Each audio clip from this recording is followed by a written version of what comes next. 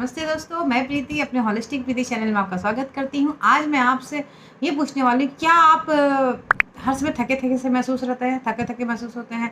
आपके जोड़ों में हर समय दर्द रहता है और माथे के पास पसीना एक्सेस पसीना आता है, हमेशा थकान सी रहती है, आलसपन रहता है और आलसपन के साथ-साथ ब्रेन में हमेशा कन्फ्यूज़न जैसा रहता है।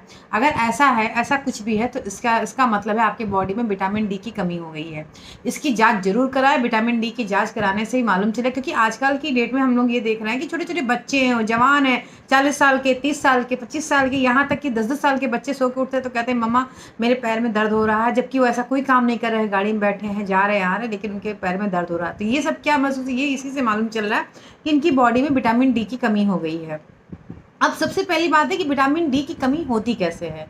विटामिन डी की कमी का सबसे बड़ा रीज़न होता है जब हम सूरज के विटामिन डी एक्चुअली हमारे शरीर में ही बनता है। विटामिन डी हमारे शरीर में बनता है और जब हम सुबह के सूरज की जो रोशनी होती है 7 से 9 का टाइम होता है, उस टाइम में हम अगर अपनी बॉडी में धूप नहीं दिखा रहे हैं, बेसिकली हमें अपने स्पाइनल कॉर्ड में और नाभि एरिया में धूप दिखानी चाहिए। 10 से 20 मिनट ही बहुत होती है, अगर वो हम दिखा दें तो हमारे बॉडी में इसकी कमी नहीं होती है। लेकिन अगर होता क्या है कि हम धूप में नहीं बैठ रहे हैं, उसकी जगह पे हम हर समय एसी कमरे में बैठे हुए हैं, एसी कार में, एसी एटमॉस्फेयर में रह रहे हैं, तो ऐसी स्थिति में विटामिन डी की कमी हमारी बॉडी में बढ़ती जा रही है।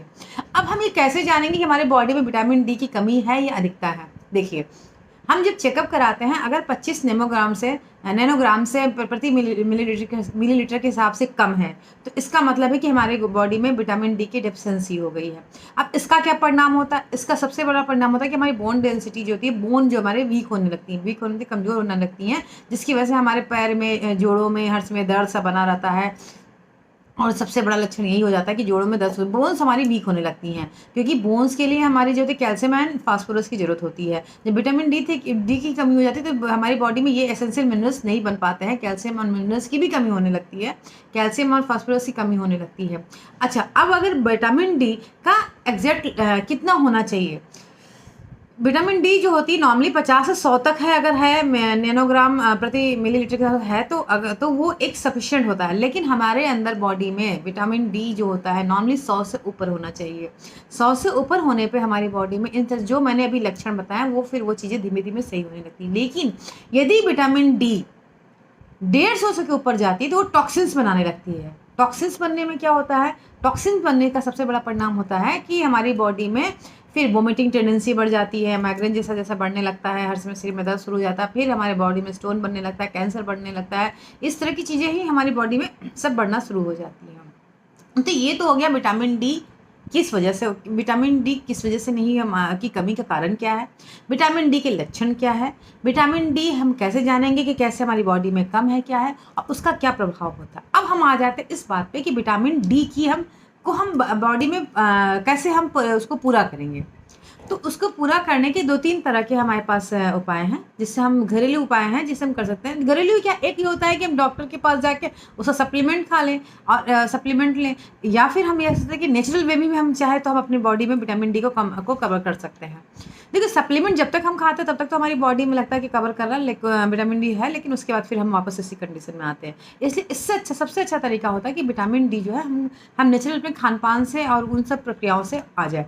तो अब इसका सबसे अच्छा तरीका होता है विटामिन डी का हमें के लिए कि पूर्ति की कमी को पूरा करने के लिए कि हम ग्रीन लीफी वेजिटेबल मशरूम सबसे अच्छा होता है। मशरूम सबसे अच्छा होता है कि मशरूम को हम एक तरीके से इसका मशरूम खाएं, लेकिन मशरूम का एक तरीका मैं आपको बता रही हूँ जिससे कि हम सप्ताह में अगर सिर्फ 2 टाइम भी अगर हम मशरूम बना के खा लेंगे तो हमारी बॉडी में सप्ताह भर की विटामिन डी की कमी पूरी हो सकती है। सबसे अच्छा तरीका होता है मशरूम को क्या करना है, धूप में सुखा देना, 2 दिन धूप में सुखा देना है। उसके बाद जब वो धूप में अच्छे से सूख जाता है, सुबह की धूप में वो सोख लेता है, उसके बाद जब भी हमें बनाना हो तो हमें 1-2 घंटे पहले उस मशरूम को हमें पानी में भिगो देना है।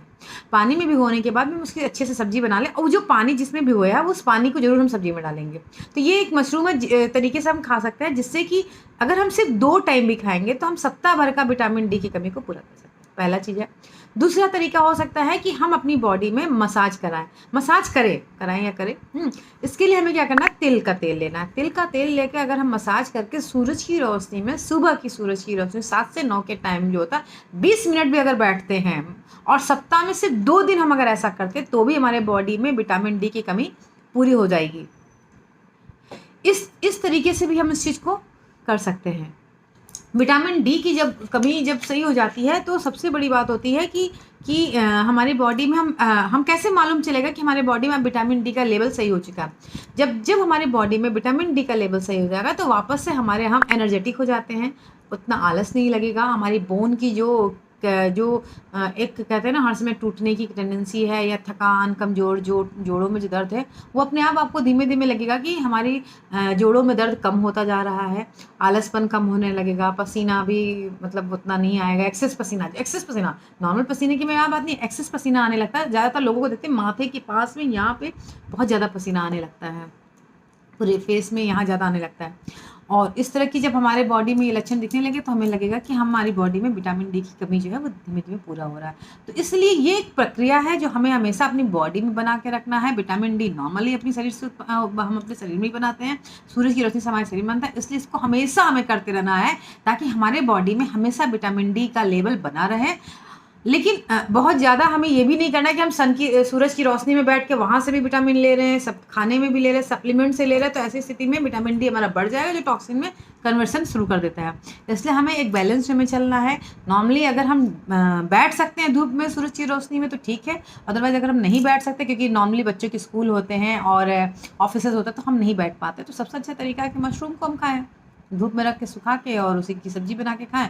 और सप्ताह में 1-2 दिन, जिस दिन संडे या सैटरडे जिस दिन मौका मिले, सुबह हम तेल की मालिश करके कुछ देर बस धूप में 10 से 20 मिनट बैठें और बैठने के बाद में उससे हम पूर्ति हो जाएगी हमारी, सप्ताह भर हम ठीक है, सप्ताह भर में हम पूर्ति कर देंगे। इस तरह से हम हर हफ्ते करते रहेंगे तो हमारे बॉडी से विटामिन की प्रॉब्लम जो है वो ख़त्म हो जाएगी और हमारे बॉडी से अननेसेसरी थकान, कमजोरी भी दूर हो जाएगी। तो आप इसको देखिए, समझिए। अगर आपको कहीं नहीं समझ रहा, आप इस वीडियो को एक बार नहीं 2 बार देखिए, लगातार देखिए जब तक कि आपको ये चीज़ समझना है। देखिए, समझिए और उसके बाद अपने जीवन में उसको फॉलो करके इन सब चीज़ का, जैसे विटामिन डी है, विटामिन B12 बहुत इंपॉर्टेंट था, इसका एक वीडियो मैंने बनाया हुआ है, उसको देखिए। विटामिन B12 के बारे में, विटामिन डी के बारे में लोग इतने जागरूक नहीं हैं और वो उनकी बॉडी में लगातार परेशानी दे रहा है, वो समझ नहीं पाते कि उनकी परेशानी क्यों इतनी ज़्यादा है। तो जब आप इसको जब पढ़ेंगे, जब मेरे वीडियो को देखेंगे, समझेंगे, तो आपको मालूम चलेगा कि आपकी बॉडी में जिस तरह के जो लक्षण दिख रहे हैं ये किस विटामिन की कमी से, डी की वजह से हो रहा है या B12 की वजह से, जिसकी भी कमी से हो रहा है उसकी हमें नेचुरल वे में पूर्ति कर देना। और पूर्ति करने से क्या होगा कि धीमे धीमे हमारी बॉडी से समस्याएं हटने लगेगी, हम फ्रेश होते जाएंगे। और छोटे छोटे बच्चे हैं, ये जो भी हैं, इनके लिए तो ये बहुत ज़रूरी है क्योंकि इतनी स्टार्टिंग स्टेज में अगर ये वीक हो रहे हैं, इनके पैर में दर्द हो रहा है, जोड़ों में दर्द हो रहा है, तो ये बहुत एक गंभीर विषय है। इसे हमें समझना चाहिए और इसको समझ के हमें फॉलो करना चाहिए और उससे धीमे धीमे अपनी समय में स्वस्थ होना चाहिए। और स्वस्थ होने के लिए सिर्फ यही तरीका है कि हम प्राकृतिक रूप से नेचुरल वे में सही हूँ।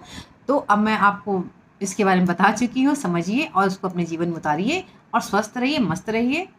और मेरे वीडियो को देखिए और अगर आपको लगता है कि ये बहुत ही अच्छा है आपके लिए और सबके लिए इसका, तो आप लोग इसको फॉलो करिए, शेयर करिए ताकि अधिक से अधिक लोगों को मेरे वीडियो के बारे में जानकारी हो। सब्सक्राइब करने से अधिक लोगों को फ़ायदा भी मिलना है, शेयर करना है, इसलिए थैंक यू।